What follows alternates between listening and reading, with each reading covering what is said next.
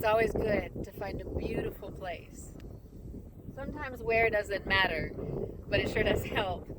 Remember, we've been talking about the ujai breath, and that's when it's like you're drinking milkshake through a straw. So you're drawing with the back of your throat in, back up here, and you slightly restrict the flow, and you can hear it when I'm breathing.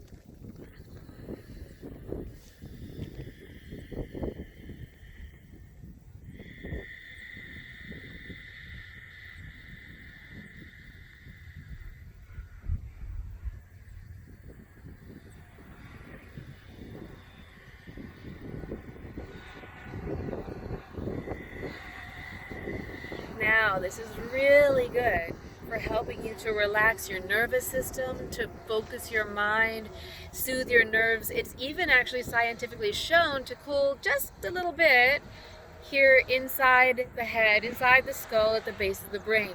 So it actually has a scientific basis for helping you relax, as well as kind of providing a metronome for your internal rhythm. So one thing with the ujjayi breath is you're actually contracting your pelvic floor. So right down here, you're lifting your pelvic floor. They call that mula bandha or a kegel. And when you do that, you'll feel a little tension right here in the low belly, that soft spot. Here's the belly button. Here's the low belly. So you lifted mula bandha, and then you took that aware feeling and pulled it up. Notice I didn't pull my ribs up. I just pulled this up, kind of like zipping up your zipper after Thanksgiving dinner and you don't want to catch that little bit of fleshiness in your zipper. Simple things like that. But now I'm going to hold that, and it doesn't tuck me under. It just puts me at a neutral spine. Pushing your feet down with your toes and your knees facing forward, and everyone, take your legs hip width apart, but especially women.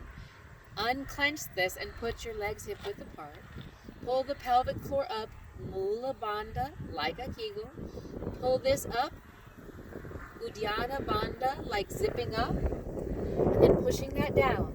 Just take your palms and rest them together where there's a little bit of pressure. We're not doing, remember I made the joke, we're not doing that Judy Blume book, nothing from the Judy Blume book. We're just letting the hands press slightly together with the elbows out. Drop the shoulders, push those feet down until you feel the spine start to lengthen. And then as you reach up, the ribs are still not popping out. You're lengthening, lengthening, lengthening. Pushing the feet down, not hard, pushing them down and lengthening the spine. So that means you're lengthening evenly up both the front and the back side of the body. You're not hyper in the front, you're not hyper in the back. You're just neutral with a curved spine like you were naturally made, reaching tall. And when you feel that kind of give a little bit, then you can look up, reach up, let the ribs pop out if they want to. Notice I'm not crunching and compacting my spine. I'm long and reaching up, pushing the feet down. So again, not here, but long. Reach, opening the shoulders, and that ujjayi breath, hold the mula bandha, hold the uddiyana bandha as a natural resistance or TheraBand against which you're breathing.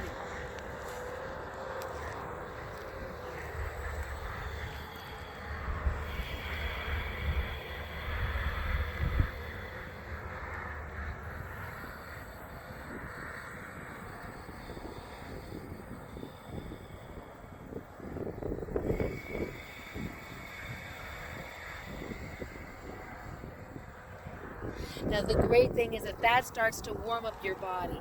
Literally as you're inhaling, and you're not just letting all this go. You're holding it by lifting Mula Uddiyana Bandha.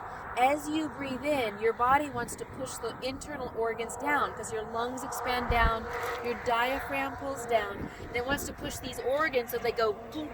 But instead of letting them do that, you've got this lift system here that's acting as the TheraBand or resistance to that inhaling breath.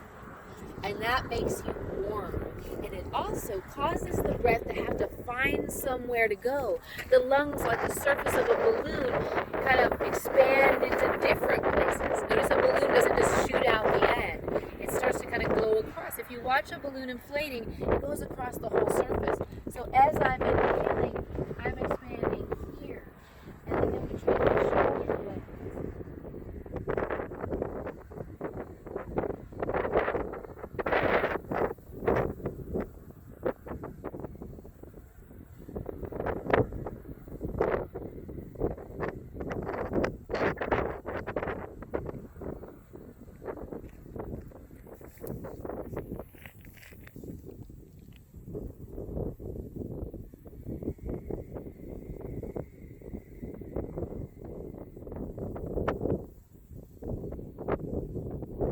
I just popped like 4 times in my spine. Seriously, this breath really helps.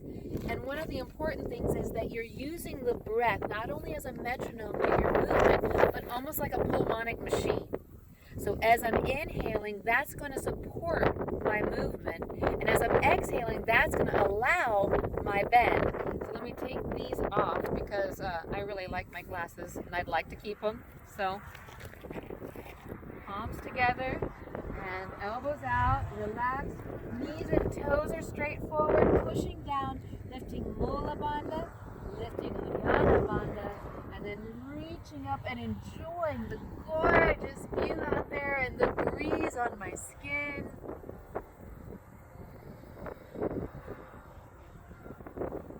Now as I start to come down, it's like a bow, and I'm not reaching down with my head in my hands.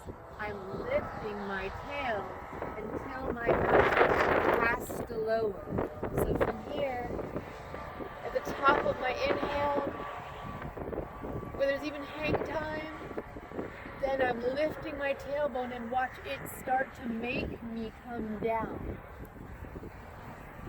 And as I finish my exhale, I have plenty of room to hang. Now here's the thing, I can get down here because I do this all the time.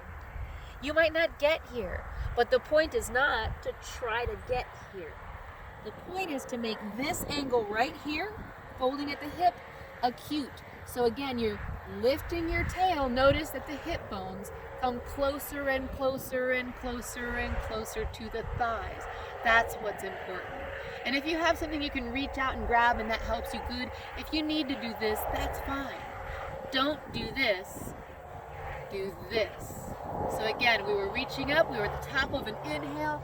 We got hang time where our breath was so full, we felt like a balloon in the Macy's Day Parade. We're gonna start to come down and we're bowing, and as we finish our exhale, we're hanging. Now if I were less flexible, I wouldn't be here. I might be here.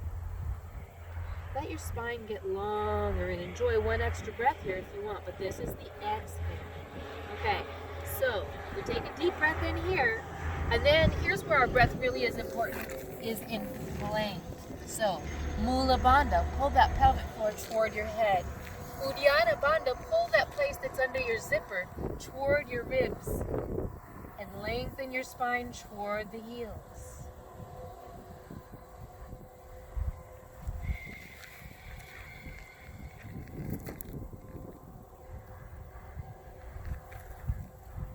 I'm going to let my hips down and my head up, breathing in. Use the exhale to help lift. Use my abdominals, not swinging with my back. Step my feet hip width apart, and that makes this Adho Mukha Svanasana, or downward facing dog. Now important here, this is an upside down V shape. It is not the same thing we did when we were head to feet, when we were close in. So we're an upside down V shape. I pull my hips back until my head is between my arms. I don't pull my head and chest back. I pull my hips back. Lengthening the spine. Your hamstrings are going to tell you this is a hamstring stretch, but actually it's a shoulder stretch. Your hamstrings are going to get it too. So pull those hips back. Feel the hamstrings just fine, but get the shoulders stretching. And then walking forward, let your hands come off the ground, and we're in that head to feet. Notice my belly is close to my thighs, not my head trying to tuck into my thighs, my waist trying to be on my thighs. So to come up, imagine your head is like this balloon we talked about in the Macy's Day Parade, and just let it float up. Let your breath come in.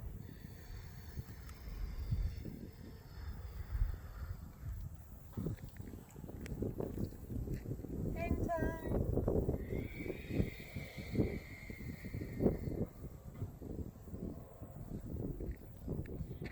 And that's one. Now, we're gonna do that like several times, okay? But here's the big thing. Your breath is driving this movement. So I'm inhaling as I'm reaching. I'm exhaling as I'm folding to give myself space. I'm inhaling as I'm arching away. I'm exhaling as I'm supporting that plank pose. I'm inhaling as I'm arching up. I'm exhaling as I'm in the upside down V shape of the downward facing dog or Adho Mukha Svanasana. Breathing while I'm there, letting that position, as hard as it is, be considered a rest pose. And let's see, then walking forward, we're folding, so we're exhaling. And then as we come up, we're inhaling and kind of reaching into that wonderful feeling of accomplishment, like you came to the top of a hill and it feels good. That's why the wind and the view really help. So let me take you through it once, just totally straight.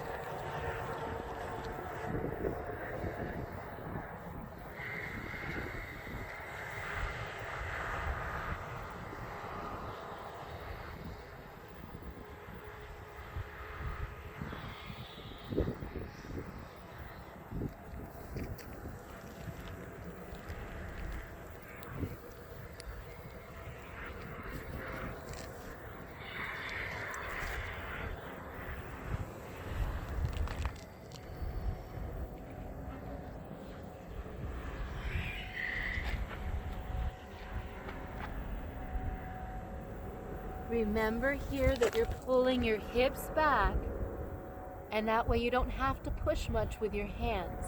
Do not push with your feet in this pose or you make it this much harder. Don't push with your feet. Pull with your hips and relax.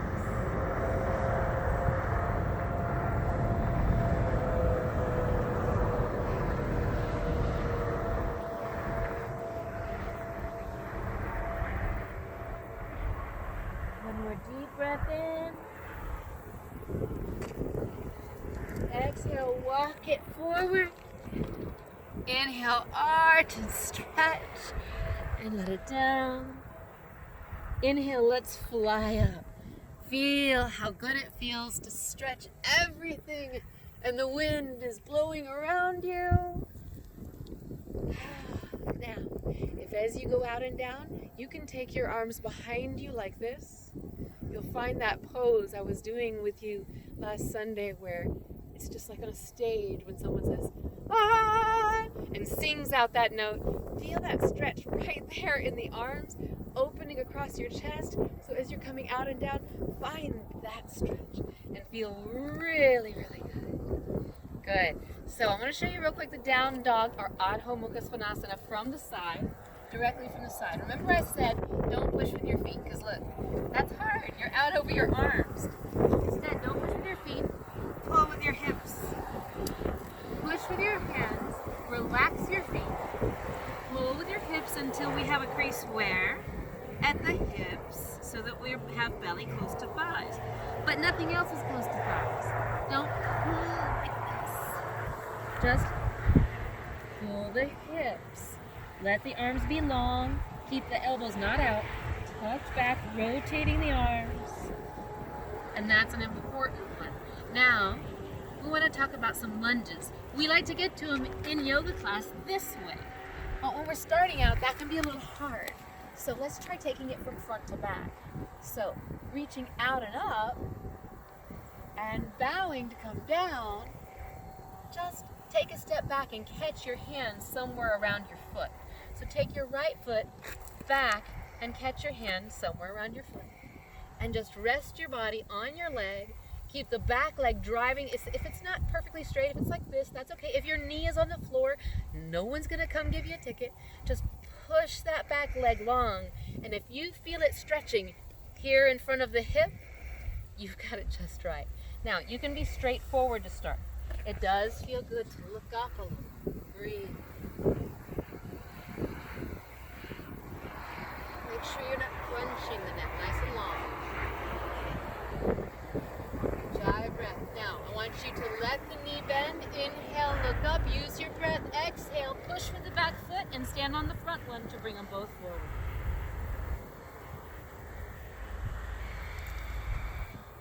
Now we're just going to do the same thing to the other side. So seeing it on this side, the side toward you, you're going to take a deep breath in. Exhale, drop your hands outside of the foot and take this foot straight back as far as you can. So there we are.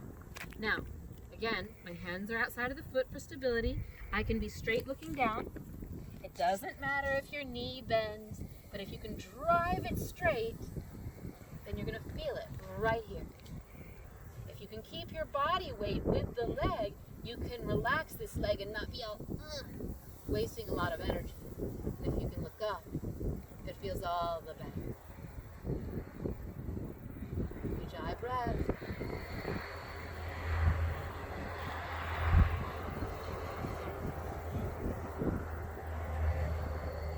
Now we're going to use the breath to move. So inhale, reach the body up. Exhale, pull the head down, hips up, and just step forward. If you pull the head down and hips up, the leg starts to fall forward for you. So that's kind of cool. You lift the hip, and this lever of your leg just kind of falls forward, kind of like a table leg that folds. When you pick that thing up, and you just it kind of falls into place. You just move it a little bit. So let's do that in flow for one last time, okay?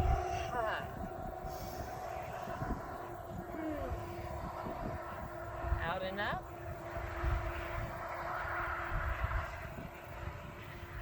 And bow as you exhale slowly. Find that arch. You're lifting your tailbone and letting the body down. Let the head. Inhale out front.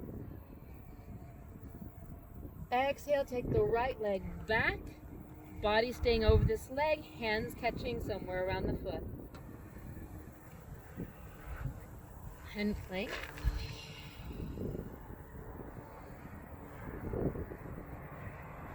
And let the hips down, look up. Use your abdominals to carry your hips back to Ardha Mukha Svanasana. Don't push with the feet, do push with the hands.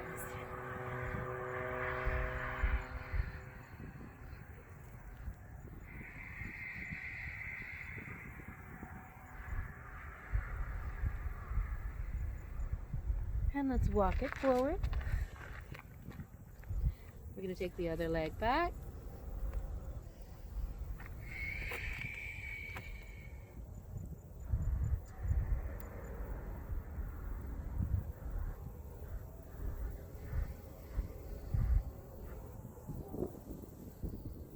And let's take it to plank. Using Mula Nudiana Bandha. Lengthening down the back, try to pull your heels away from your head. And Urdhva Mukha Svanasana. Let your hips down, look up. And use your abs on your exhale to carry it back to the Ardha Mukha.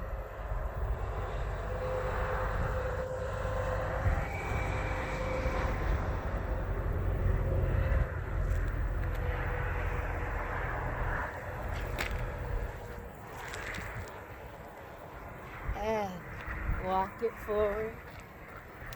Brush off your hands if you're in the gravel. Relax. Out and up. My head is like a big balloon floating up. Inhale on the inhale. And find the stretch on your way down.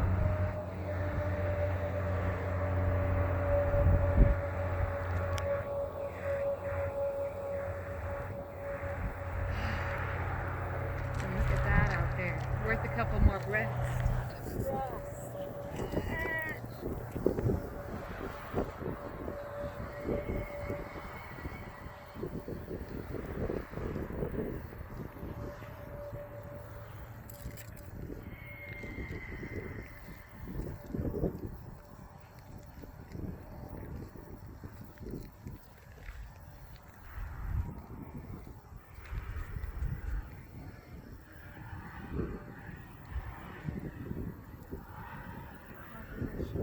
and turn as far as I can. Remember, just level chin to shoulder, turning as far as I can. If you look into the corner of your eye and try to look back that way, that's where you actually get to turn farther. But in the old yoga text, you'll even find there's a medicinal help for this. Let's slowly take it to the other side, so don't jump over there.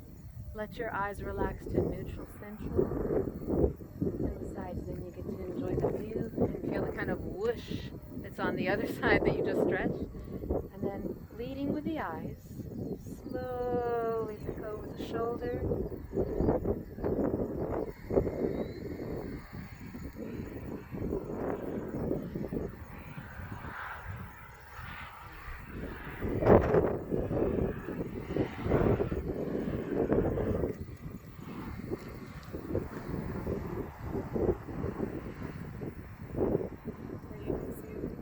Back there. Now, in the old yoga texts, they'll say that not only are you exercising your peripheral vision and the muscles of your eyes, you're relieving paranoia. Sounds kind of funny, but here's the thing, it makes sense, because if you don't have a blind spot, then there's no paranoia. So it actually makes a little sense. Interesting how the things that are really mushy-gushy end up having a basis in science. We're finding out a lot of that lately. So guys, make sure and feel yourself, your own body, your own presence of mind, without all of the worries, to-dos, and fears. Not because you don't want to think about them and you want to block them out, but you have to take a minute to remember what the real you feels like, to know what it's worth doing all this for. Why is it worth stretching? Why is it worth exercising? Why is it worth getting up today? Why is it worth getting a good night's sleep? Or why is it worth taking care of to-do lists and families on the days that everything's not perfect and fun?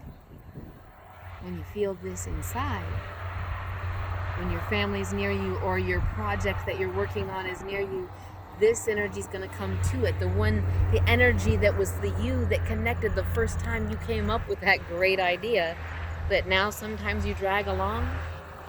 Don't drag it. Run with it. So be in touch with you. And for me, that's be in touch with God. But be in touch with your true spirit, and then you got exactly what I mean.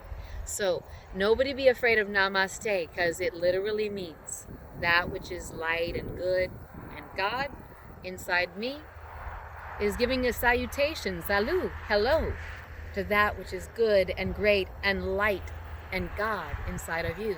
So namaste. Thanks.